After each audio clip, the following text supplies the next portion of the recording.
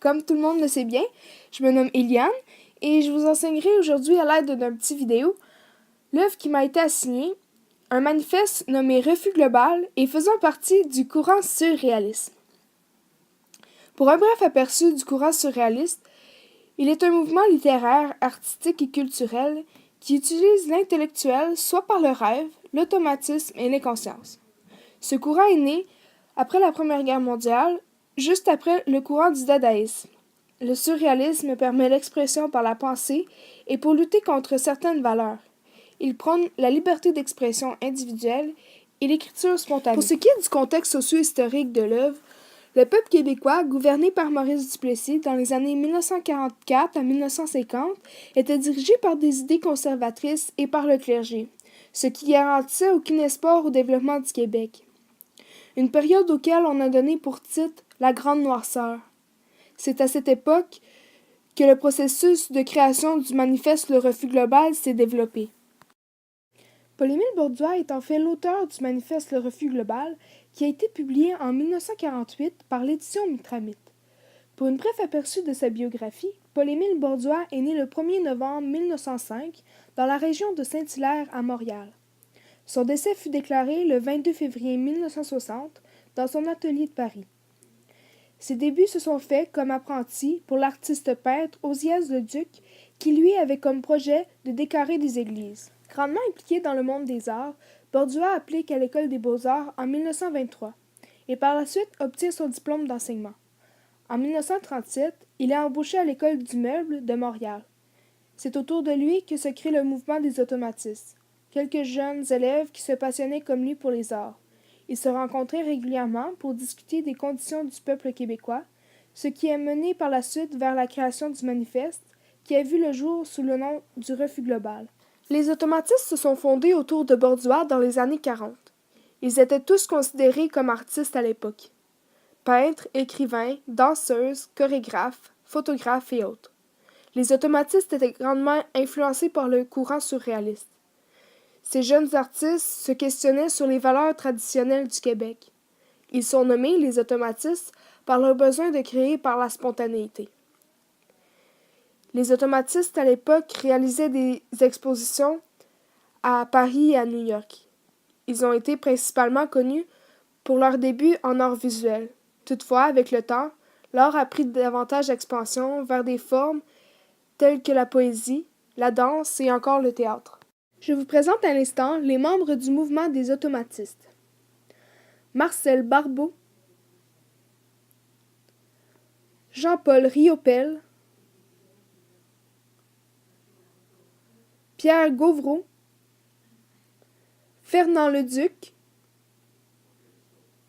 Jean-Paul Mousseau, Marcel Feron, Claude Gauvreau, Thérèse Renaud, Françoise Sullivan, Françoise Riopel, Jeanne Renaud, Madeleine Arbour, Muriel Guilbeault, Maurice Perrault, Bruno Cormier. Ils fussent tous signataires du manifeste Refus global, dirigé par Paul-Émile Borduas.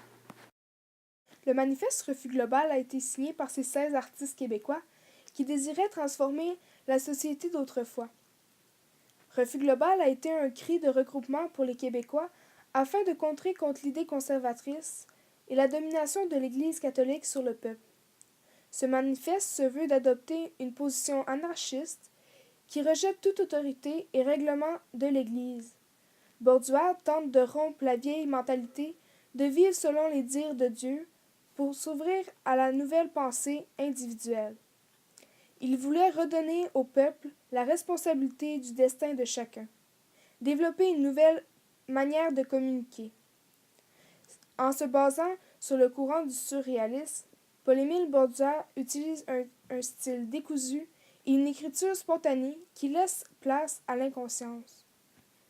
Le manifeste Refus global est divisé en 3 parties. La première dévoile les conditions de vie dont les Québécois doivent faire face jour après jour une colonie qui se donne complètement à la religion catholique, qui est mise dans l'ignorance et qui vit constamment dans les événements du passé. La deuxième expose la nouvelle prise de conscience des Québécois, dont Paul-Émile Bordua et les automatiques font part. Les révoltes amènent le peuple à briser leur isolement produit par la religion. La découverte du surréalisme chez les Québécois s'est concrétisée. La troisième partie fait ébauche du projet de société de Paul-Émile Bordua. Pour Bordua et les automatistes, une société moderne fondée sur une liberté personnelle pour chacun doit naître. L'automatisme exploite l'accès à l'inconscience par le rêve et l'écriture automatique. Ce manifeste fait part des principes de l'automatisme qui voudrait transmettre dans la vie sociale et dans la vie artistique du peuple québécois.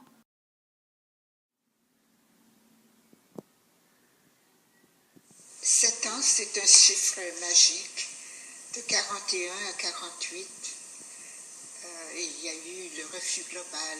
Enfin, ça a culminé avec le refus global, qui était un texte qui naissait des conversations que nous avions, parce que Bordua était content d'avoir cette interaction avec les jeunes et la pensée se développait à l'intérieur du groupe. Et c'est un texte qui avait été jugé par tous nécessaire, mais dangereux en même temps. C'était un risque et Bordua, qui était le plus vulnérable,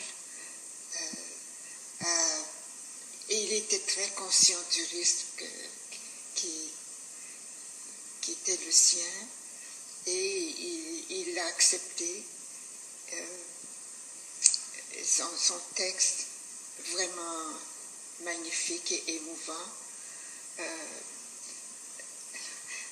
n'a pas été accepté. La société n'était pas capable de l'accepter, et même plusieurs de ses amis parmi les intellectuels de Montréal ne l'ont pas accepté non plus, parce que à cause du côté dissident, du côté religieux qu'il ne pouvait pas prendre à ce moment-là. Alors il s'est trouvé très seul, et parce que les gens de son âge, il perdait les amis qu'il avait, sauf quelques-uns comme M. Lortie, par exemple, qui lui est toujours resté fidèle.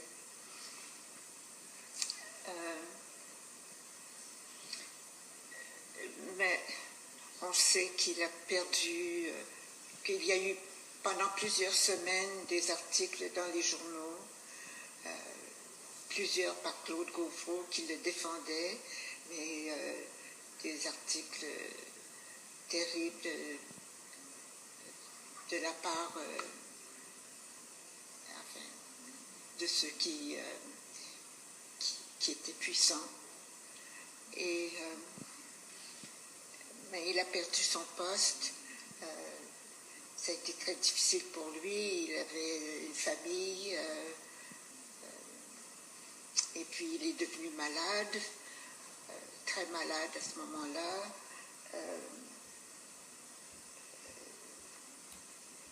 Enfin, il a continué. Enfin, ça a été vraiment une catastrophe pour sa vie privée. Mais il a quand même continué.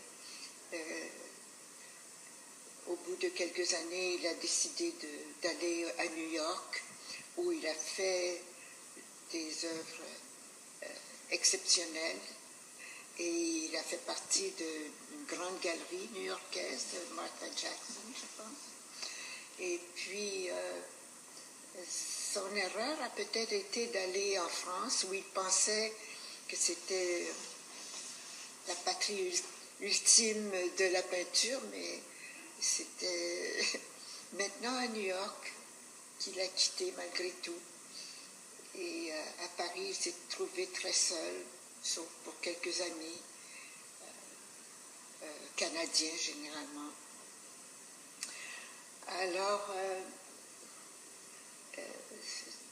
sa vie est un peu comme une tragédie. C'est une vie, on le considère un peu comme un saint.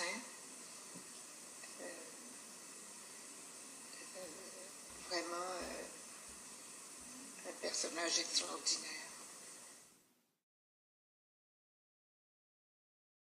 Je vous présente à l'instant mon processus de création. Il compte 8 étapes. La première, la lecture de mon œuvre, Le Refus global, et de nombreux articles. 2.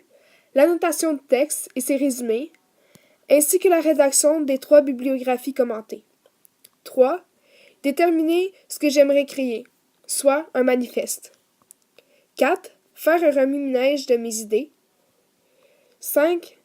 Prendre quelques jours le temps de penser à ce que j'aimerais exprimer dans ma création. 6. Laisser mon inconscience me guider dans la création de mon œuvre littéraire. 7. Faire des modifications et faire la correction. Et 8. Le tour est joué. Pour conclure ma vidéo, voici de quelle manière je me suis approprié l'œuvre du refus global. J'ai premièrement utilisé la même forme que le manifeste. Ma création est donc divisée en 3 parties. La première, ma prise de conscience des problèmes dans la génération d'aujourd'hui. La deuxième, moi dans la génération d'aujourd'hui. Et la troisième, les changements que j'aimerais apporter chez les jeunes d'aujourd'hui. J'ai aussi fait l'utilisation des concepts du courant surréaliste, par la libre expression, l'inconscience et le rêve.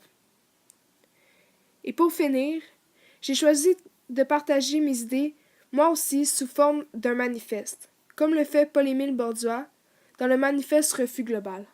J'aimerais vous remercier grandement d'avoir pris le temps d'écouter ma vidéo. À bientôt!